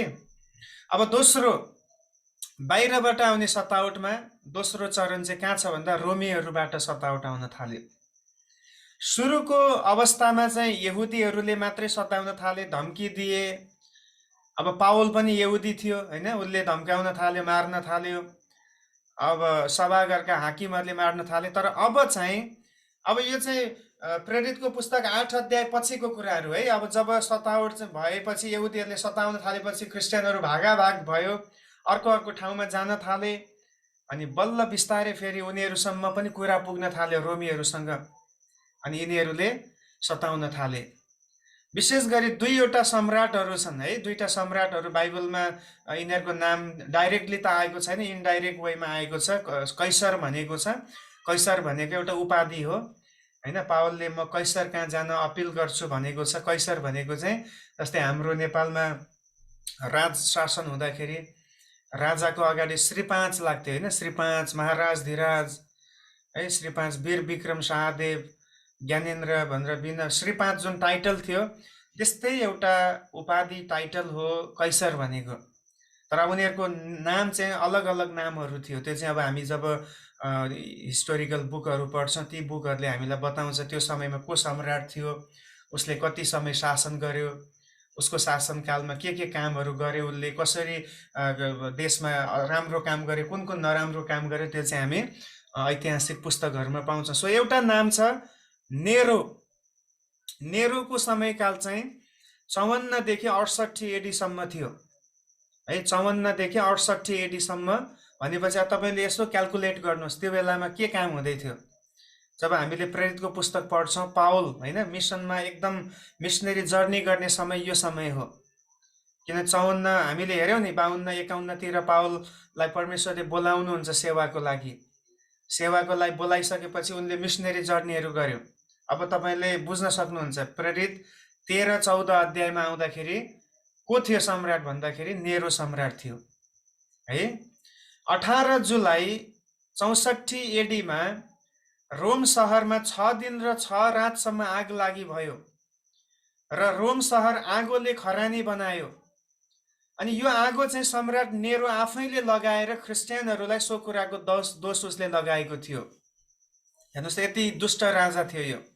आफ्नो सहर आफ्नो राज्यलाई उनले बर्बाद गर्यो, आगो लगाएर भस्म पार्यो। अनि त्यसपछि त्यसको दोष त्यसको आरोप चाहिँ ख्रिस्टियनहरूलाई लगायो। त्यत्तिकै सताउन मिलेन, केही न केही त कज चाहियो। अनि त्यो कज चाहिँ सम्राटले नै बनाउँदैछ। उसले भन्दैछ यसले हाम्रो देश यिनीहरूले हाम्रो देशलाई नष्ट पार्नको निम्ति यो काम गरिरहेको छ, यिनीहरूको मत ठिक छैन भनेर यिनीहरूलाई सताउनको निम्ति रोममा यसरी नेरोले त्यो दुष्ट कर्म गरेको हामी पाउँछौँ। अनि एउटा भनाइ के छ भने सहर जलिरहँदाखेरि सहरमा चाहिँ आगोको मुस्लो धुवाँको मुस्लो माथि जाँदा चाहिँ उनी आफै चाहिँ आफ्नो दरबारमा बिना बजाएर बिनाको आनन्द लिँदै थिए अरे। भनेपछि तपाईँ सोच्न सक्नुहुन्छ है यो राजाको मनसाय कस्तो छ भनेर। अरूले दुःख पाउँदाखेरि आनन्दित हुने स्वभाव भन्छ क्या यसलाई है। अरूको दुःखलाई देख्दा खुच्चिङ मार्ने स्वभाव, यही हो नेरो। अब मान्छे कति जले त्यो बेलामा, हजारौँ मान्छे मरे, लाखौँ करोडौँ है त्यहाँनिर धनमालहरू क्षति भयो, कति घरहरू जल्यो, सहरै जल्यो भनेको छ त्यो बेलामा। 6 दिन र 6 रातसम्म आगो लागि भएको भनेपछि सोच्नुहोस् न। त्यस्तो हुँदाखेरि राजालाई यो सम्राटलाई चाहिँ आनन्द आउँदैछ। किन यसले अब मौका पाउँदैछ कि अब चाहिँ ख्रिस्टियनहरू यहाँ रहन पाउने छैन, यिनीहरूलाई हामी नाश गर्नेछौँ, यो कुराको दोष लगाएर चारैतिर सतावट हामी सुरु गर्नेछौँ भनेर उसले त्यसरी सुरु गर्दैछ। उनले आफ्नो आनन्दको निम्ति ख्रिस्टियनहरूलाई बिना कसुर नै मार्ने गर्थे कतिचोटि। र त्यही समयमा प्रेरित पत्रुसलाई 64 एडीमा है क्रुसमा चाहिँ उदोमुन्टो बनाई उनले मारे। 64 एडीमा पत्रुसलाई उनले त्यही क्रुसमा अब उदोमुन्टो पारेर त्यहाँ झुन्ड्याएको हामी पाउँछौँ। अनि पत्रुसको मृत्युको बारेमा यसोले केही सङ्केत दिनुभएको थियो, उनको मृत्यु कसरी हुन्छ भन्ने कुरा। हेर्नुहोस् त यूहन्नामा यो पदहरू हामी पढौँ। यूहन्ना 13 को 26 पद पढौँ पहिला। 36 पद 36। सिमोन पत्रुसले उहाँलाई भने, हे प्रभु तपाईँ कहाँ जाँदै हुनुहुन्छ? यसुले जवाब दिनुभयो, म जहाँ गइरहेछु तिमीले अहिले मलाई पछ्याउन सक्दैनौ। अहिले तिमीले मलाई पछ्याउन सक्दैनौ भनेको त अहिले म जुन क्रुसमा चढ्न जाँदैछु तिमीले त्यो क्रुस अहिले तिमी चढ्न सक्दैनौ, तर पछि त तिमीले मलाई पछ्याउने छ। अब यहाँबाट बुझ्नुपर्छ पत्रुसको मृत्यु कसरी हुन्छ भनेर। येशू पनि क्रुसमा मर्नुभयो, येशूले पत्रुसलाई पनि यहाँ भविष्यवाणी गरिसक्नु भयो उसको मृत्यु अन्त्यको विषयमा। अहिले चाहिँ तिमीले बुझ्दैनौ किन अहिले तिमी यो क्रुस बोक्न पनि तिमी तयार भएको छैन, तर पछिले चाहिँ तिम्रो पनि मृत्यु मेरो जस्तै हुनेछ, यानि कि क्रुसमै टाँगिएर हुनेछ है। अब यसोले सायद पहिलो व्यक्ति पत्रुसलाई नै उसको मृत्युको बारेमै बताइदिनु भयो। अनि यो सायद अलि नमिठो कुरा पनि हो। अब जीवनको बारेमा सुन्न पो मनपर्छ, मृत्यु तेरो मृत्यु यसरी हुन्छ भनेर कसैले भनिदियो, यो समयमा हुन्छ भन्यो भने त निन्द्रा त गायब हुन्छ हाम्रो तर यहाँनिर यसोले भन्दै हुनुहुन्छ, अहिले तिमी मलाई पछ्याउन सक्दैनौ, अहिले तिमी क्रुस बोक्ने लायकको छैनौ, तर पछि चाहिँ तिम्रो मृत्यु पनि मेरो जस्तै हुन्छ, तिमीले मलाई नै पछ्याउने छौ। र इतिहासले त्यही भन्छ। उहाँलाई पत्रुसलाई पनि टाँग्ने बेला आउँदा अब अन्तिम इच्छा सोधिन्थ्यो होइन, अन्तिम तेरो इच्छा के छ भन्दाखेरि पत्रुसले चाहिँ अझै भन्छ, म चाहिँ मलाई चाहिँ उल्टा टाँगियोस्। वास्तवमा रोमी सरकारले चाहिँ अब सिधै टाँग्न खोजेको, तर पत्रुसले चाहिँ भन्छ मलाई चाहिँ उल्टा टाँगियोस्, किनभने म मेरो प्रभु मरेको जस्तै मर्न पनि योग्य छुइनँ है। उनले त्यसरी अन्तको समयमा आफ्नो जीवनलाई बलिदान गरेको छ। 21 अध्यायको यूहन्नाकै सुसमाचार 21 अध्यायको 18 र 19 पद पनि हामी पढ्नेछौँ। त्यहाँ पनि यसोले पत्रुसको अन्तिम अवस्थाको बारेमा यहाँ बताउँदै हुनुहुन्छ। साँच्चै म तिमीलाई भन्दछु, जब तिमी जवान थियो तिमी आफैले आफ्नो पटुका बाँध्थ्यौ र जहाँ इच्छा लाग्छ जान्थ्यौ, तर जब तिमी बुढा हुनेछौ तब तिमीले आफ्ना हात पसार्नेछौ र अरूले तिम्रो पटुका बाँधिदिनेछ र तिमी जहाँ जान चाहदैनौ त्यहाँ लगिनेछौ। हेर्नुहोस् त, यहाँ यसोले भन्दै हुनुहुन्छ नि 19 मा त्यसको अझै खुल्ला गरिएको छ त्यसको बारेमा। कुन किसिमको मृत्युद्वारा तिनले परमेश्वरको महिमा गर्नेछन् त्यसको संकेत गर्दै उहाँले यो भन्नुभएको थियो। यति भनेर उहाँले तिनलाई भन्नुभयो, मेरो पछि लाग। अब हेर्नुहोस्, यसोले यहाँ दोस्रो पटक पनि पत्रुसलाई भन्दै हुनुहुन्छ, जहाँ तिमी जान रुचाउँदैनौ त्यही तिमी लगिनेछौ। क्रुसमा मर्न कसलाई इच्छा हुन्छ र? त्यस्तो तडपी मर्ने कुरा, यो 1-2 घन्टामा मर्ने कुरा पनि होइन। छट्टै घाँटी रेटे जस्तै या अरू कुनै किसिमले गोली हानी जस्तै मर्ने पनि, यसमा त कति समय लाग्छ है। अब कतिवटा अध्ययनले बताउँछ 2 दिनसम्म पनि मानिसहरू झुन्डिएको हुन्छन्, उनीहरूको सास नगएसम्म उनीहरूलाई झुन्ड्याएर राखिन्थ्यो, त्यति सजाय। अब यहाँनिर तर यसो चाहिँ चाँडै मर्नुभयो। यदि नमरेको भए फेरि उहाँको हड्डी भाँचिन्थ्यो, किन सबात दिन आउँदै थियो, सबातमा फेरि लासलाई त्यसै राख्न मिल्दैन थियो। त्यहाँ चाहिँ फेरि यसुको मृत्युमा चाहिँ हरेक क्षेत्रमा भविष्यवाणी पुरा हुँदै थियो। उहाँको एउटा पनि हाडहरू भाँचिने छैन भन्ने त्यो अगमबानी पुरा हुनलाई उहाँ चाहिँ चाँडै नै मर्नुभयो। यदि उहाँ नमर्नु भएको भए मान्छे सेनाहरूले मारेर हड्डी भाँचेर हानेर नै उहाँलाई मारेर तुरुन्तै कबरमा लान्थे, किनभने रातभरि या साँझ परिसकेपछि उनीहरूले क्रुसमा राख्न मिल्दैन थियो, सबात सुरु हुन लागेको थियो। भने क्रुसमा तिमीलाई जाने इच्छा छैन, तर तिमी त्यहीँ जान्छौ। र एउटा कुरा त्यहाँ जोडिएको छ, तिनको मृत्युले पनि परमेश्वरको महिमा गर्नेछौ भनेर भन्नुभयो। प्रेज द लर्ड। परमेश्वरको मृत्यु मानिस जब धर्मी जन परमेश्वरको आज्ञामा चलेर मर्दछ, त्यो मृत्युले पनि परमेश्वरलाई महिमा दिने रहेछ है। यो अद्भुत कुरा हो। त्यसकारण त बाइबलले भन्छ, प्रभुमा मर्नेहरू धन्यका हुन्। हालेलुया। यदि प्रभुमा हामी मर्यौँ भने हामी धन्यका हौँ, त्यसले परमेश्वरको महिमा गर्ने रहेछ। त्यसकारण हाम्रो जीवन प्रभुमा मर्ने योग्यको चाहिँ हुनु पर्यो। प्रभुमा मर्ने योग्यको भनेको के हो? जीवनभरि प्रभुको आज्ञामा जिउने, प्रभुको इच्छामा जिउने व्यक्ति नै प्रभुमा मर्न पाउने हो। त्यसकारण आज यहाँ हामी देख्छौँ कि सम्राट नेरोले चाहिँ यसरी पहिलो शताब्दीको मण्डलीमा भयङ्कर ठुलो सतावट उसले सुरु गर्यो र मुख्य चेलाहरूलाई उनले मारे। प्रेरित पावल एक रोमी नागरिक भएको कारण उनलाई क्रुसमा झुन्ड्याउन मिल्दैन है। अब नियमले के हुन्छ भने रोमी सिटिजनसिप भएको व्यक्तिलाई चाहिँ क्रुसमा मार्न पाउँदैन फेरि है। अब त्यो एउटा ठुलो विशेष अधिकार उनीहरूलाई छ। त्यसकारण उनलाई चाहिँ के गरियो भने घाँटी रेटेर मारियो। यदि उनी रोमी सिटिजनसिप नपाएको भएदेखि उनलाई पनि सायद क्रुसमै टाँगिन्थ्यो होला, किनभने तडपाउने हो नि त। त्यसमा घाँटी रेट्नु भनेको त एकछिनको कुरा हो, तर क्रुसमा चाहिँ तडपाउने कुरा हुन्छ, सताउने कुरा हुन्छ। अब हामीले देख्यौँ नेरोको स्वभावै त्यस्तै छ, अरूलाई सताउँदाखेरि मजा लिने। त्यो बेलामा यिनीहरूले ठुला ठुला स्टेडियमहरू रङ्गशालाहरू बनाएको हुन्थ्यो। अनि जब उनीहरूलाई बोर लाग्थ्यो है, अब केही कुरामा उनीहरूको मन निराश भयो भने यिनीहरूले कसरी इन्जोय लिन्थे भने ख्रिस्टियनहरूलाई ल्याएर त्यो रङ्गशालामा छोडिदिन्थे। अनि त्यहाँनिर अब हिंसक पशुहरू जनावरहरू त्यहाँनिर छोडिन्थ्यो।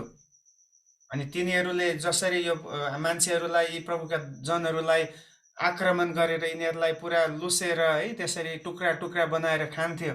त्यो देख्दाखेरि यी सम्राटहरू आनन्दित हुने गर्थे। यिनीहरूले त्यस्तो त्यस्तो किसिमका गलत कामहरू है प्रभुको मानिसहरूको जीवनमा यिनीहरूले गरेको हामी पाउँछौँ। अब सबै अहिले मैले त्यहाँ लेखेको छैन, मोटामोटी एक दुईजनाको मात्रै उदाहरण छ, अरू हजारौँ यस्ता कामहरू उनीहरूले गरेको छ। क्रिस्चियनहरूलाई सताउँदाखेरि कतिको चाहिँ के गर्छ भने उनीहरूले घोडामा लगेर त्यो व्यक्तिलाई बाँधिदिन्छ, झुन्डाइदिन्छ अनि घोडालाई छोडिदिन्छ। अब त्यो घोडा दौडिँदाखेरि यो व्यक्ति चाहिँ घिस्री उसको सबै मासु, हड्डी, रगत, छाला सबै फाटेर अन्तिममा केही पनि बाँकी, हड्डी मात्रै बाँकी रहन्छ। त्यो एउटा यिनीहरूले त्यसरी इन्जोय गर्थे यो सम्राटहरूले है। वर्षौँ कतिलाई चाहिँ सजायको रूपमा उनीहरूलाई जेलमा थुनिदिन्थ्यो। एकदमै कम मात्रामा खाना दिने, तर उनीहरूलाई कसैसँग भेट्न नदिने, एक किसिमले एकदम एउटा एक्लै कोठामा उनीहरूलाई अन्धकारमा बन्द गरिदिने कुराहरू हामी इतिहासमा पाउँछौँ। यसरी उनीहरूले चाहिँ रमाउने, मजा लिने कामहरू गर्दथे। दोस्रो अर्को एउटा सम्राट छ डोमिसियन भन्ने। डोमिसियन यो चाहिँ विशेष गरी 81 एडीदेखि 96 है, 81 देखि 96 एडीसम्म यो सम्राटले शासन गरेको थियो रोमी साम्राज्यमा। अनि यो सम्राट पनि यो पनि अति नै दुष्ट सम्राट थियो। उसले आफ्नै भाइको हत्या गरेर सो स्थान ओगटे र उनले अझै एउटा दुष्ट काम के गरे भने आफैलाई उनले ईश्वर भनेर घोषणा गरे है। एकदम हेर्नुहोस् त डोमिसियनको हरकतहरू, उसको कामहरू कस्तो छ। उनले आफ्नै भाइले राजगद्दीमा बसेको बेलामा भाइलाई नै मार्न लगाएर षड्यन्त्रहरू बनाएर, त्यो बेलामा अहिले पनि है जब राज शासनमा हामी हेर्छौँ त्यो कुर्सी पाउनलाई, त्यो सिंहासन पाउनलाई कतिवटा षड्यन्त्रहरू हुने गर्छ। अब हाम्रो देशको नेपालमा पनि जब राज शासन थियो कसैले पनि सोचेको थिएन एकै रातमा 2-3 घण्टाको बिचमा पुरा राजघराना नै खतम गरियो। त्यसको अहिलेसम्म केही पनि खुल्नमा आएको छैन। अब त्यहाँ जब हामी इतिहास अध्ययन गर्छौँ, अब त्यहाँ चाहिँ आफ्नै मान्छेको हात हुने नै त्यसमा देखिन्छ, किन पहिलादेखि त्यस्तै हुँदै आएको छ। त्यो ठाउँ पाउनलाई त्यहाँ भएको व्यक्तिलाई हटाएपछि मात्रै ठाउँ पाउने भयो है। अब त्यो आधारमा हेऱ्यो भने जसले त्यो काम गरे त्यो व्यक्ति पनि अहिले सिंहासनमा छैन, किनभने त्यो व्यक्तिले पनि 2 वर्षभन्दा बढी शासन गर्न पाएन। पछि त अब नेपाल देशमा पनि लोकतन्त्र आयो, गणतन्त्र आयो। अब जनताले नै शासन गर्ने, जनताले नै चुनेको व्यक्ति अधिकारमा पुग्ने त्यो नियम देशमा आयो। त्यसकारण त्यस्तो कुराहरू चाहिँ इतिहासमा सुरुदेखि नै हुने गर्थे। भाइ छ भने भाइलाई मार्ने, दाइ छ भने दाइलाई मारेर त्यो ठाउँ ओगट्ने कुराहरू चाहिँ हामी हुँदै आएको देख्छौँ। अनि यो राजाले गरे अर्को के भन्दाखेरि आफ्नै नाउँमा मानिसहरूलाई उसको अगाडि घुँडा टेक्न लगाएर ऊ नै डोमिसियन नै एकमात्र प्रभु हो भनेर घोषणा गर्न उसले पूजाको माग गर्यो। अब त्यो माग गर्ने बित्तिकै क्रिस्चियनहरूलाई साह्रो पर्ने भयो, किन क्रिस्चियनहरू चाहिँ अब रोमी साम्राज्यमा पनि फैलिएर गएको छ है। त्यहीँ अब रोम साम्राज्यमै मण्डली छ, रोम सहरमा नै हामीले देख्यौँ रोमीको पत्र पावलले लेख्यो। अरू कति फिलिप्पी, कोरन्थी, थेस्लोनिकी, बेरिया जति पनि मण्डलीहरू छ यी मेन सिटीहरू हो। एकदम ठुल्ठुलो अधिपत्यतामा यिनीहरूले यो ती सहरहरूमा यी मण्डलीहरू सुरु भएको छ भने त्यहाँ भएको क्रिस्चियनहरूलाई कति गाह्रो भयो। सबै यी क्रिस्चियनहरू यहुदामा जान पाउँदै, किनभने यिनीहरू त अन्य जाति क्रिस्चियन हो, यहुदी क्रिस्चियन होइन। अनि यी क्रिस्चियनहरूलाई अब साह्रो पर्ने भयो। अब अरू धर्मकाहरूले सायद कम्प्रोमाइज गर्छ होला, तर क्रिस्चियनहरूले कम्प्रोमाइज गर्दैनथ्यो। अनि त्यही बहानामा धेरै क्रिस्चियनहरू अब सताइन थालिए।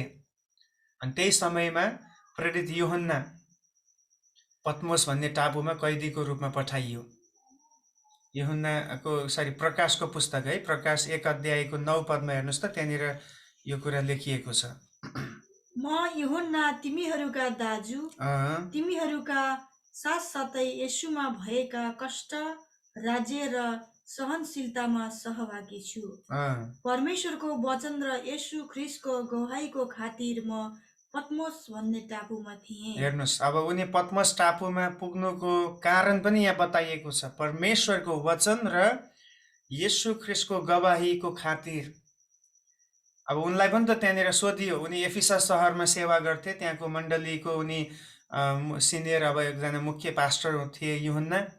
त्यो समयमा उनलाई पनि पक्रेर ल्याइयो अनि यही सोधिन्छ, अब तिम्रो लागि अन्तिम मौका छ, यदि तिमी आज येशूलाई इन्कार गर्यौ भने तिमी सकुशल जिउन पाउनेछौ, तिमीले राजालाई प्रभु मानेर उसलाई तिमीले पुकार्यौ भने तिम्रो लागि जीवन दान हुनेछ, बक्सिनेछ भनेर कुरा गर्दाखेरि उनले त्यो कुरा मानेनन्। यही त्यो भनेको छैन, परमेश्वरको वचन र येशू ख्रीष्टको गवाहीको खातिर उनले सम्झौता गरेनन् भन्ने कुरा त्यहीँबाट हामी देख्छौँ। उनी गवाहीमा अडिग रहे, प्रभुको वचनमा अडिग रहे, जुन उद्धार पाएको थियो त्यो उनले इन्कार गरेनन्। अनि त्यसपछि उनलाई पत्मोस भन्ने टापुमा पठाइयो। त्यहाँ पनि पहिले पठाइएन, पहिला त उनलाई मार्ने कोसिस गरियो। ठुलो कराईमा उम्लिरहेको तेलमा उनलाई हालियो भनिएको छ। अनि त्यो समयमा त्यो कराईमा पनि उनी नमरेकोले गर्दाखेरि फेरि उनलाई त्यही अवस्थामा पठाइयो, पत्मोस टापु। सायद मैले धेरै पहिला जब प्रकाशको पुस्तक सिकाउँदै थिएँ पत्मोस टापुको बारेमा बताएको थिएँ, त्यहाँ कस्तो अवस्था थियो, त्यहाँको जनजीवन कस्तो हुन्थ्यो भन्ने कुराहरू। त्यहाँ उनीहरूको लागि खानाको व्यवस्था हुँदैन, त्यहाँ आफै खाना तयार गर्नुपर्थ्यो। एउटा टापु, एउटा आइल्यान्ड हो, जङ्गलको समुद्रको बिचमा भएको एउटा जङ्गल हो त्यो। त्यहाँ हिंसक पशुहरू मात्रै बस्ने गर्थे। अनि जो व्यक्तिहरू एकदमै डरलाग्दा क्राइम गर्ने अपराधीहरू थियो तिनीहरूलाई मात्रै त्यहाँ पठाइन्थ्यो, जसमा पत्मोसमा अहिले यूहन्ना पनि पुगेको छ। सो यो डोमिसियनले यस्तो यस्तो किसिमको कामहरू गर्न थाले। अत्यन्तै चर्को सतावट, धेरै चर्को सतावट डोमिसियनको पालामा भयो। नेरोबाट सुरु भयो त्यो सतावट, डोमिसियनले एकदमै तीव्र रूपमा त्यो गर्यो। अनि त्यही समयमा धेरै स्त्रीहरूले आफ्नो छोराछोरीहरूलाई गुमाउनु परेको थियो। एकजना स्त्री थिइन्, उनको 7 जना नानीहरू थिए अरे, छोराहरू। त्यो क्रिस्चियन परिवार थियो। अनि त्यो 7 जना छोराहरूको साथमा आमालाई पनि ल्याइन्छ। अब पहिला त आमालाई सोधिन्छ कि तिमी आज आफ्नो येशूलाई इन्कार गरेर राजालाई, सम्राटलाई प्रभु मान्न तयार छौ भन्दाखेरि उनले त्यो कुरामा सहमति नदेखाएपछि उनलाई मारिएन है, उनको अगाडि उनका नानीहरूलाई जलाउन थाल्यो। हरेक पहिलो, जेठो, माइलो, कान्छो यस्तो गरेर 6औं छोरासम्म जलेपछि कान्छो छोरा बाँकी थियो। अनि कान्छो छोराले पनि आफ्नो आमाको मुखमा हेरेर, आँखामा हेरेर भन्छ, आमा के म पनि अब मर्नुपर्ने हो भन्दाखेरि आमाले यही भन्छन् कि तिम्रो दाजुहरू मरेको छैनन्, तिनीहरू प्रभुको टेबलमा नयाँ गरी उदाएको छ प्रभुको राज्यमा। हालेलुया। यसरी धेरै हजारौं अरू कति व्यक्तिहरू त्यो बेलामा यस सम्राटको समयमा शहीद भएको, बलिदान भएको, प्रभुको वचनको निम्ति, गवाहीको निम्ति स्थिर भएको हामी पाउँदछौँ। यसै बाहिरबाट आएको सतावटहरू। तर याद गर्नुहोस्, रोमी साम्राज्य र यहुदी जातिको चर्को सतावटले पनि मण्डली वृद्धिलाई रोक्न सकेन। अनि यस्तै अवस्थालाई सम्बोधन गरेर नै हिब्रूको पत्र, पत्रुसको पत्र, प्रकाशको पुस्तकहरू लेखिएका थिए। अब हामीले बुझ्न सक्छौँ हिब्रूको पत्रमा जुन त्यहाँ भाषाहरू चलाइएको छ, वास्तवमा त्यो समयको कुराहरूलाई याद गर्दै है पत्रुसले चाहिँ अब नेरोको समयको सतावटलाई याद गर्दै उनले त्यो पत्रहरू लेखे। प्रकाशको पुस्तक अहिले हामीले देख्यौँ, जब यूहन्ना पत्मोस टापुमा पुर्याइए उनले त्यहाँ दर्शन पाउँछन्। अनि त्यो दर्शनमा मण्डलीहरूलाई उत्साह दिने कामहरू त्यहाँ गरिएको छ है। यी पुस्तकहरूले सङ्कष्टमा परेका त्यो समयका प्रभुका जनहरूलाई सान्त्वना दिने काम यी पुस्तकहरूले गरेको हामी पाउँछौँ। कति आशिषित भयो होला यी मानिसहरूको लागि यो पुस्तकहरू पढ्दा है। जब यो पत्रहरू लेखेर पठाइयो उनीहरूको विश्वास अझै बलियो भयो, उनीहरू अझै सान्त्वना पाउनको निम्ति उनीहरू चाहिँ यो वचनबाट उनीहरू उत्साहित भएर सान्त्वना पाएर अगाडि बढ्न पाए। अनि आज जब हामी पनि यी पत्रहरू पढ्छौँ यिनीहरूले हामीलाई पनि कति बलियो तुल्याउँछ है। त्यस्तो परिस्थितिलाई सम्बोधन गरेर पवित्र आत्माले आफ्नो दासहरूलाई यी पत्रहरू लेख्न लगाउनु भएको। खास गरी हिब्रूको पत्रमा जब हामी देख्छौँ ती कुराहरू देख्छौँ है। कतिले सतावटको कारण विश्वास छोड्न लागेका थिए। हेर्नुहोस् त त्यो समयमा हिब्रू 9 को 15 पद हामी पढौँ। यसकारण उहाँ नयाँ करारका मध्यस्थ हुनुहुन्छ, यस हेतुले कि बोलवट भएकाहरूले प्रतिज्ञा गरिएको अनन्त उत्तराधिकार प्राप्त गरून्। किनकि एकजनाको मृत्युको मोल भइसकेको छ, जसद्वारा पहिलो करारको समयमा भएका अपराधहरूबाट उद्धार पाइन्छ। अब यहाँनिर चाहिँ यस्तो कुरा गरिएको छ कि तिमीहरूको मध्यस्थ चाहिँ येशू ख्रीष्ट हुनुहुन्छ। त्यसकारण तिमीहरूलाई जुन उत्तराधिकार तिमीहरू बनेका छौ परमेश्वरको राज्यको, त्यो अनन्त जीवनको, त्यो तिमीहरूले निश्चय नै पाउनेछौ। तिमीहरू हताश नहौ भन्ने किसिमले यहाँ उत्साह दिइँदैछ है। 10 अध्यायको 20 पद पनि हामी पढौँ त्यसैको।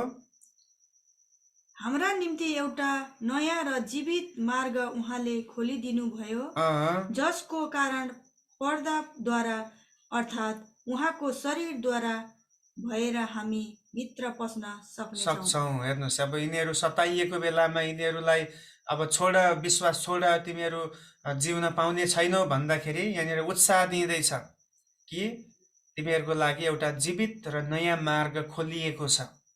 त्यो चाहिँ ख्रीष्ट हुनुहुन्छ। ख्रीष्ट बाहेक अर्को कुनै पनि नाउँलाई तिमीहरूले आफ्नो प्रभु बनायौ भने तिमीहरूले यो मार्ग पाउने छैनौ। यो नाउँद्वारा अथवा यो जीवनद्वारा, यो शरीर त्यो एउटा शब्द होइन, उहाँको शरीरद्वारा भएर हामी भित्र पस्न सक्छौँ। हेर्नुहोस् है, प्रभु येशूको शरीरद्वारा मात्रै हामी परमेश्वरको राज्यमा जान पाउने रहेछौँ।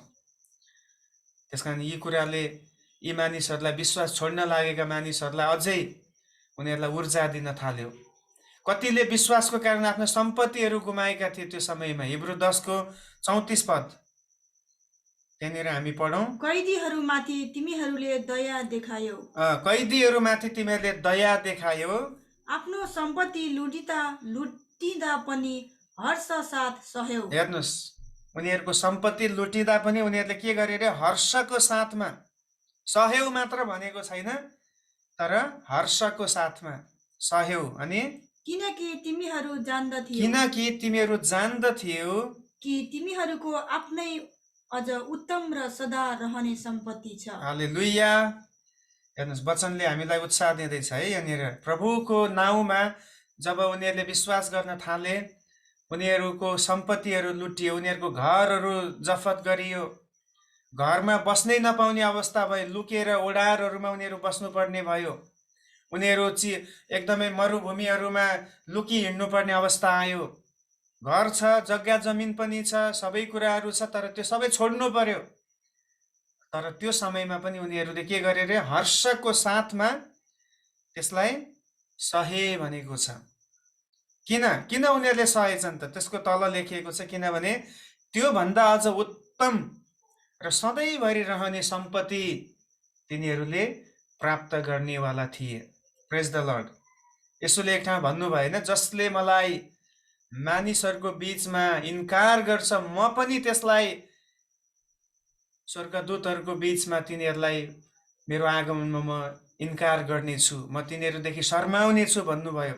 तर जसले मलाई मानिसहरूको बीचमा मलाई स्वीकार गर्छ, म तिनीहरूलाई स्वर्गदूतहरूको बीचमा, अरू धेरै सन्तजनहरूको बीचमा तिनीहरूको नामलाई म स्वीकार गर्नेछु, तिनीहरूलाई म उठाइ लानेछु भनेर यसोले मत्ती 10 अध्यायतिर त्यो कुरा भन्नुभएको छ।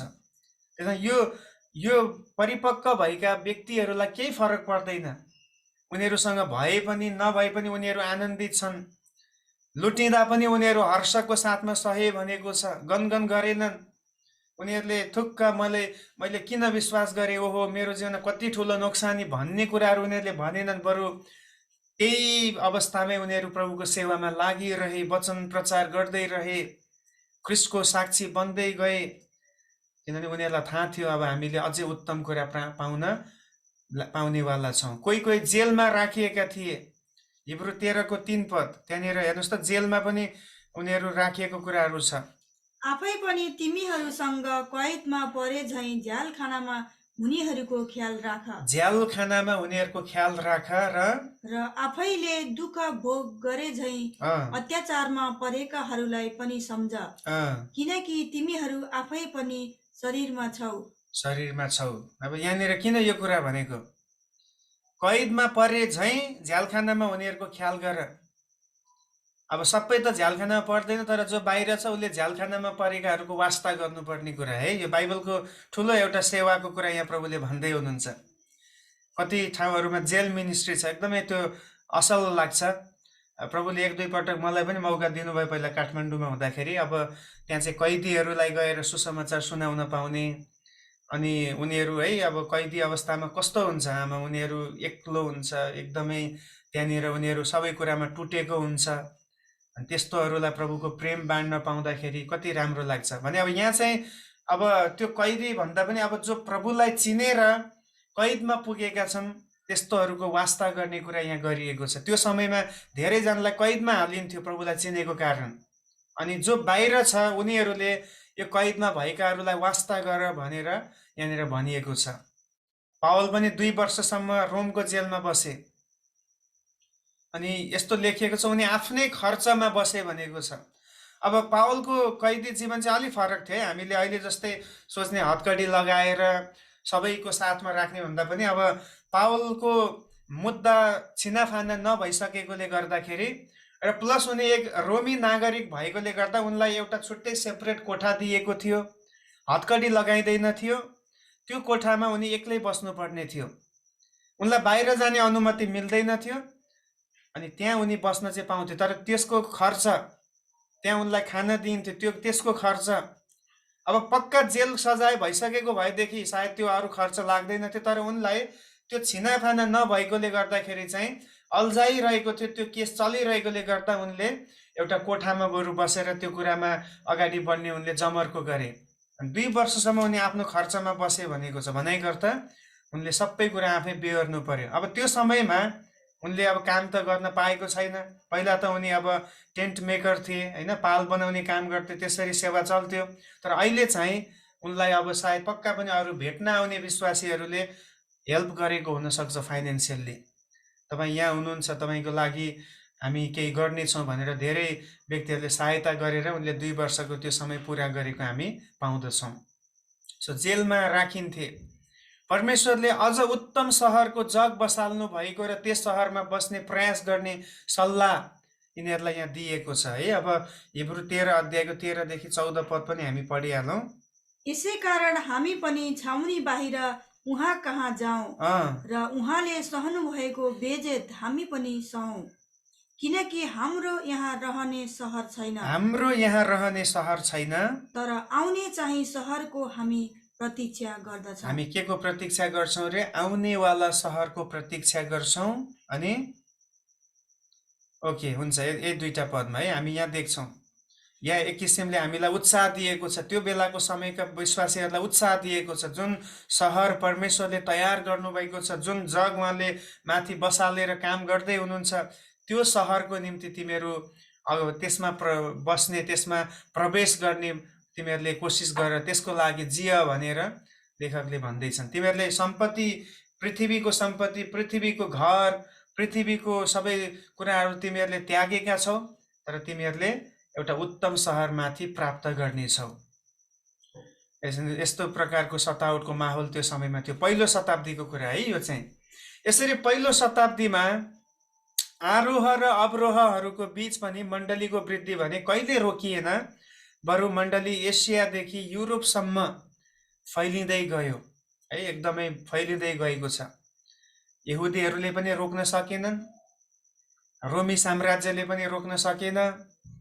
अब मण्डलीभित्र आएका समस्याहरू त छँदै थिए, त्यसले पनि मण्डलीलाई नष्ट पारेन है। ती चाहिँ अब एउटा पाठको रूपमा उनीहरूले लिए, बरु मण्डली अझै बढ्दै गयो, अझै मानिसहरू प्रभुको काममा एकदमै तेजीको साथमा लागेको हामी पाउँदछौँ।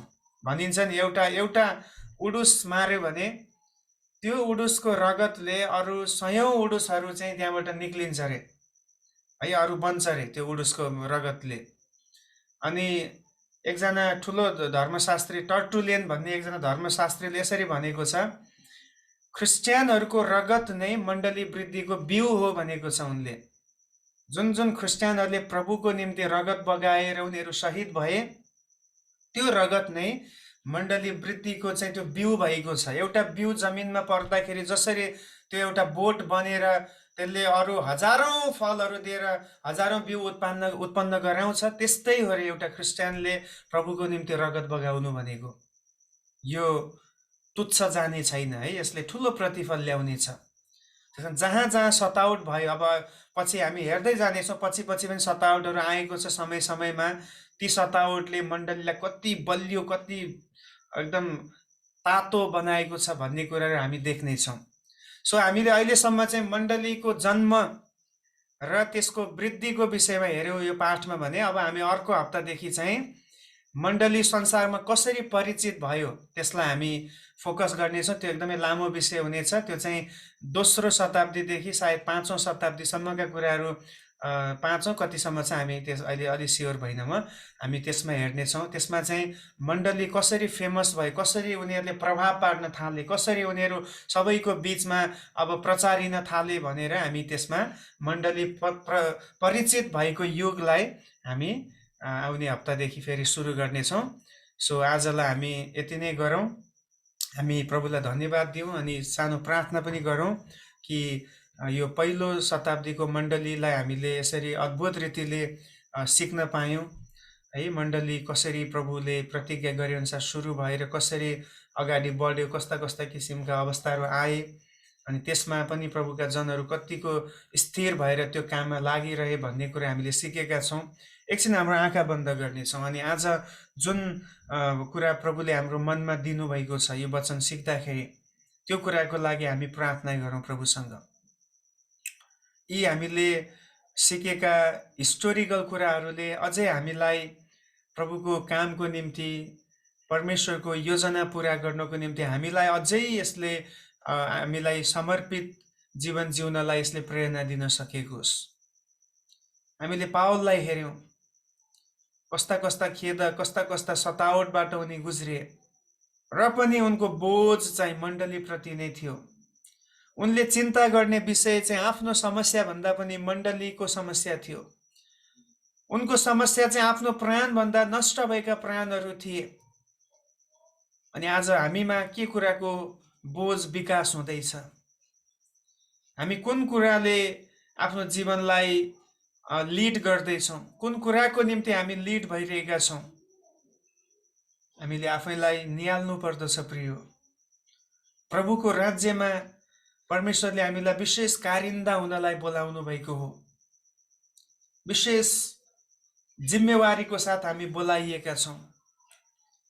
अनि परमेश्वरले बोलाउनु भएको काम तब मात्रै पुरा हुन्छ, तब मात्रै हामी 100% दिन सक्छौँ जब हामी त्यो कुरालाई आफ्नो सम्झेर हामी त्यसलाई स्वीकार गर्छौँ। आज हामीले कसरी लिइरहेका छौँ प्रभुको कामलाई, प्रभुको राज्यलाई, प्रभुको सेवालाई, प्रभुको वचनलाई? नष्ट भएको संसारको लागि हाम्रो धारणा के छ आज? हामीले हेर्नु पर्दछ। ती ख्रिस्टियनहरू जसले जीवन पाउनलाई प्रभुलाई चिने, उनीहरूले सबै कुरा गुमाउनु पर्ने अवस्था आयो, र पनि हर्षको साथमा यस उनीहरू अगाडि बढी नै रहे।